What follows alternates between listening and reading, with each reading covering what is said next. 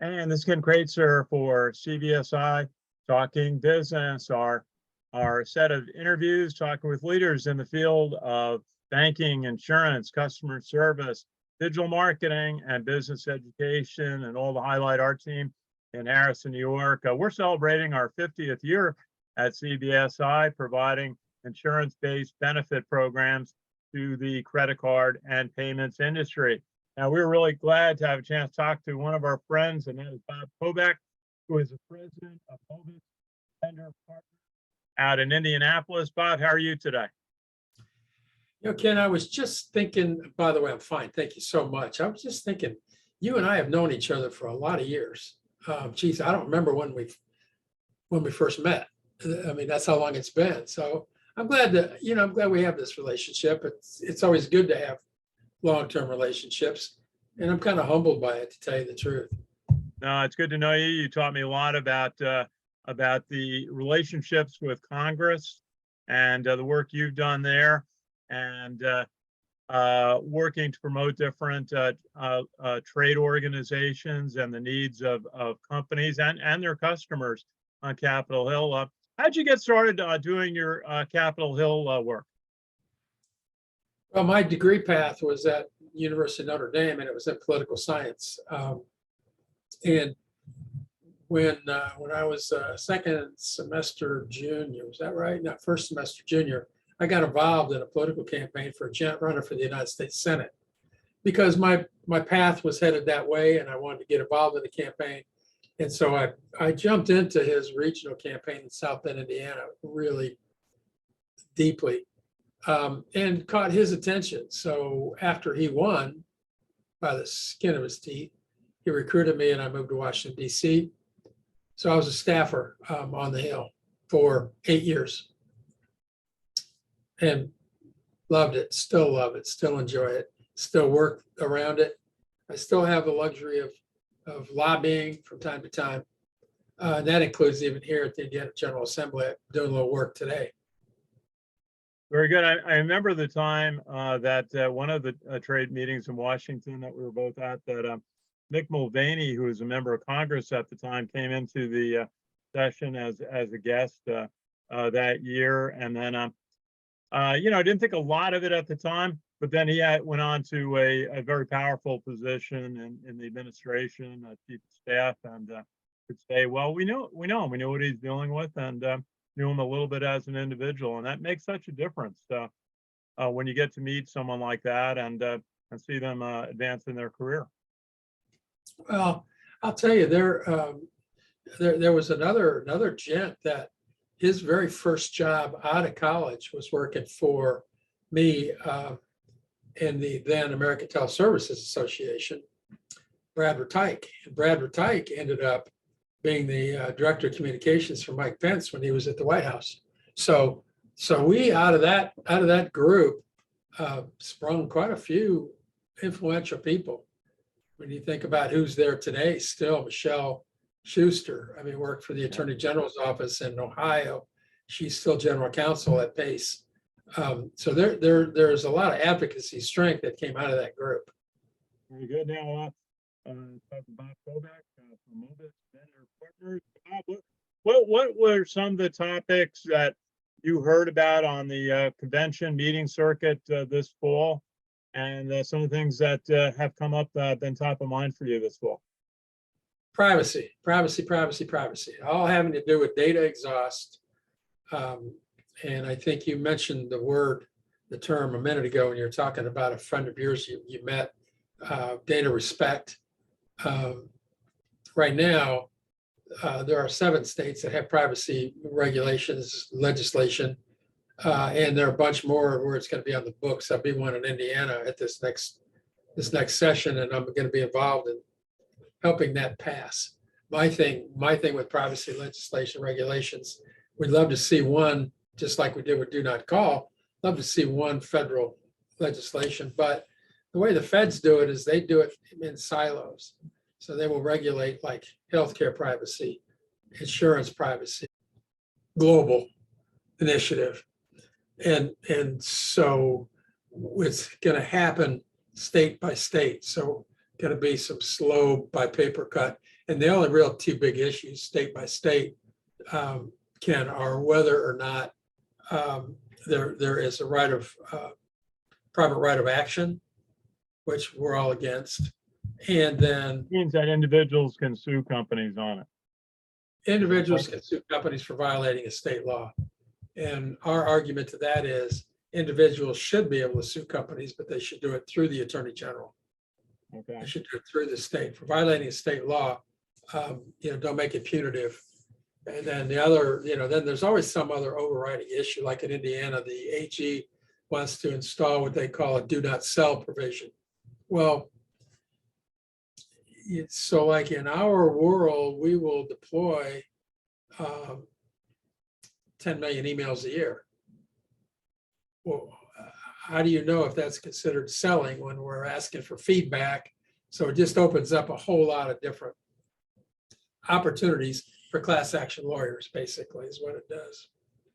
One of these days, a class action lawyer is going to give me a dope slap in the back of the head, tell me to quit talking bad about them. What they learned during COVID and continuing to service customers digitally when customers couldn't go into branches, and a lot of especially smaller banks had to learn quickly how to serve customers digitally or to pivot to find different ways to take care of customers, and including opening up new accounts, selling new products.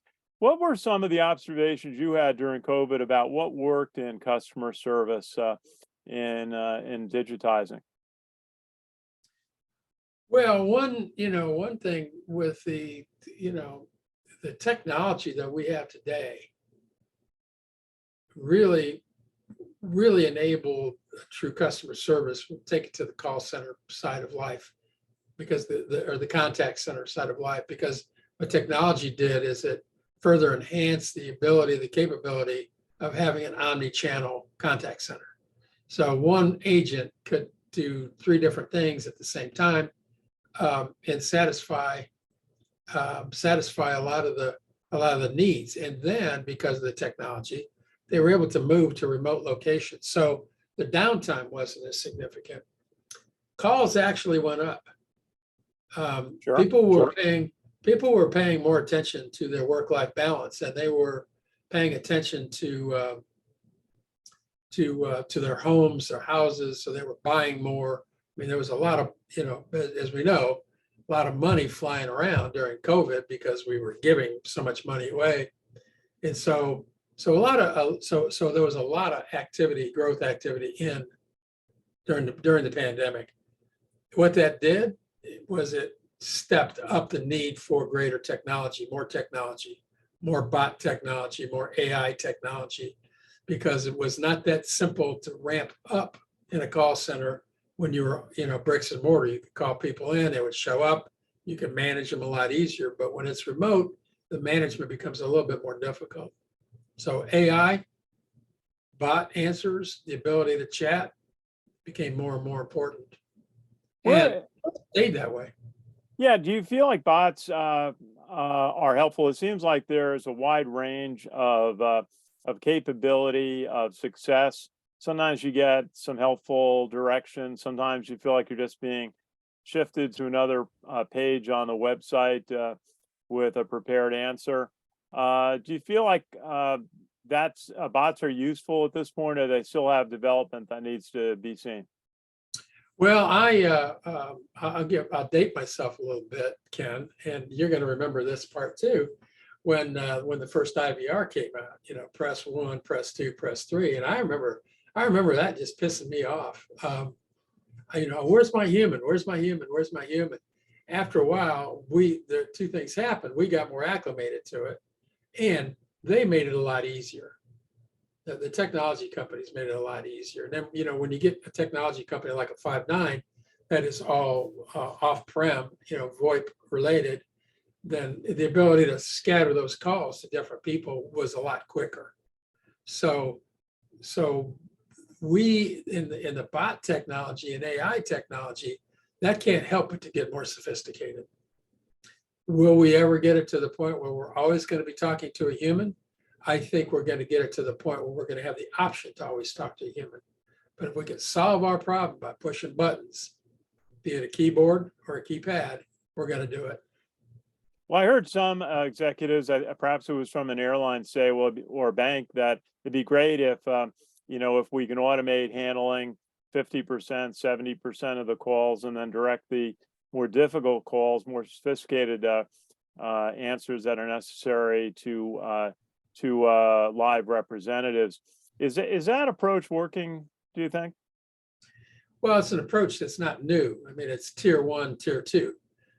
So in terms of identifying which of those calls is going to go one way versus the other way, that's been around for a while. So you've got tier 1 people and will answer the phone, and then they may elevate you to somebody else. That still happens today. So my answer to you would be, yeah, it will. It's going to require a little more sophistication, and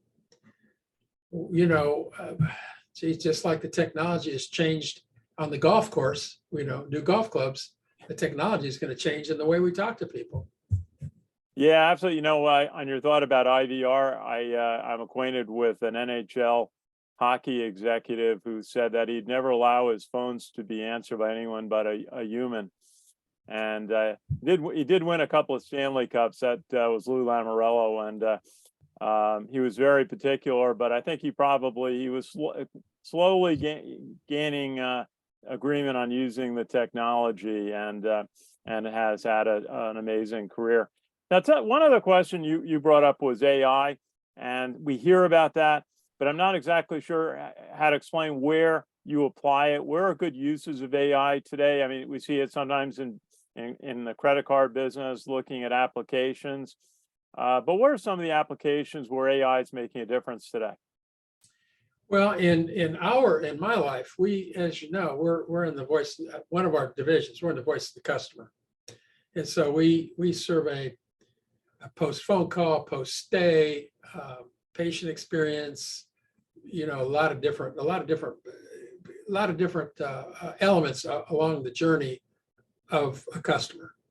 And in an intelligent survey, if it's built right, it's going to give that person an opportunity to type in verbatim comments. To tell me that you had a bad experience checking in to a hotel it's good to know, but tell me what happened. And that makes it a lot less so what. Well, with AI, you can take that unstructured data, that unstructured comment, and turn it into a structured report. So you can say, based on the sentiment analysis of a statement, they can then take those words and rank them according to frequency and whether or not they're pluses or minuses. Very good, very good. Talking with Bob Kobek, president of Mobius Vendor Partners out in Indianapolis. Bob, tell us about some of the services of your company, and I know you've got a new initiative going in healthcare. Yeah, patient experience is something in healthcare that they're two significantly, but yet dynamically different markets in healthcare. One of them is the one that does Medicare billing, and if there's a Medicare billing, they are mandated to survey the health-related issues of that particular patient. That's that's like 40 questions. A friend of mine that is in that business described it as when you finish one of those surveys, you want to get up and go have a cigarette. I mean, it's just long and difficult on both parties, but it's mandated as a part of the ACA. And it has to be done over the phone or direct mail, not online, which is where our strength is. So we're kind of not playing in that space today until that rule changes. Where we are playing, though, is in the patient experience and measuring those same key performance indicators in many cases that we measured in hospitality and the call center. If we're talking about a call center in healthcare, we're still asking the questions about, were they innovative? Were they helpful? Were they knowledgeable? Did they make it easy for you? And so measuring the very similar KPIs in healthcare that we would measure in hospitality or. So it's fun. Ken, I haven't launched a product into a new market for a lot of years, and I've forgotten how hard it is. So I'm having a fun time learning a hard lesson. in the new digital era too. You mentioned that customer experience in healthcare. It always brings back the thought. We heard it from a banker about being high tech, high touch, being able to provide high technology services efficiently, but always treating a patient or a customer as you would want to treat a family member. I always say in a doctor's office, I look to see, well, do they ask me my name first when I go in? And as an element of relationship building. Bob Kobek, you have a final thought for us today? Another observation for us? Yeah, something just up there really quickly is revisiting something that we were talking about in our consulting group. Ken, you and I, I'm sure you've had the conversations with people when we would go to an ATA or PACE convention and run into those people that owned call centers, that were call center people. God love them. They're my favorite people anyway. I mean, I really enjoy those people. But I would run into those folks that would talk about remote location. And, I'll have a remote workforce over my dead body, just that stiff back attitude that your NHL owner had. Over my dead body, is that going to happen? Well, when COVID hit, within 30 days with our clients, we moved 15,000 people off site. Wow. Just like that, overnight, because of the technology. And those same people that was over their dead body are scratching their heads now going, do I really want them back in? They haven't lost any efficiencies. They haven't, so. I'm sure they all appreciate the chance to keep working in that very uncertain time. How did you handle things like just getting them the equipment so that they could work offsite? They all had them. They all had. It's the same 5.9 Twilio. I mean, it's the same noble aspect. So if they, that technology could feed remote just as easily as it can feed on-prem. It's a matter of logging on, and that machine doesn't care where you're sitting. Very good. And and you were able to overcome any security concerns that came up. Yep. Same thing. The technology doesn't change. Okay. Their technology, they're pretty tight. So you can use your computer at home to do your customer service calls, or you can use it for your to play solitaire. But the moment you log on, that thing is locked down. Okay. Well, Bob Kobek, always a pleasure to speak with you and hear what you're up to and your perspective on what's happening in Washington in the contact center business and the areas that your company is working. And we'll look forward to doing this again. Hey, Ken, where are you going next? Where are you going to be? My next, I think we're a little quiet. We've got so much material that we came back from conferences with that we're got to get into finish our publishing for the year. But, I think the thing we're looking at very actively is fintechs affecting financial technology companies. The community bankers are looking at them as ways to add features and benefits to their service delivery that they can't really do themselves. They can't do the development. Working a little bit with the Independent Community Bankers of America on that. They have a big initiative in developing fintechs that can serve and add competitive advantage to their members. So that's one of the things that we're looking at very closely. And is there a means to market insurance products through that, which has kind of been one of our core activities over the 50 years of CBSI since Bob Conti founded the company?